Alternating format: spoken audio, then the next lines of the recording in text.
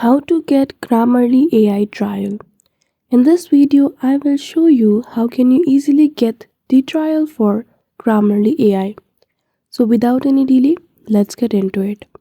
For that, open Grammarly on your browser and the left side of the screen will contain a small menu. There you will see the option of Premium. Click on it and now you will see a screen or different premium offers.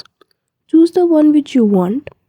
After choosing it, you can choose the duration of the premium offer, annual, quarterly, monthly. After that, you will be directed to a page where you are supposed to provide your payment details. And that's all. By making your payment, you will be able to activate your premium offer.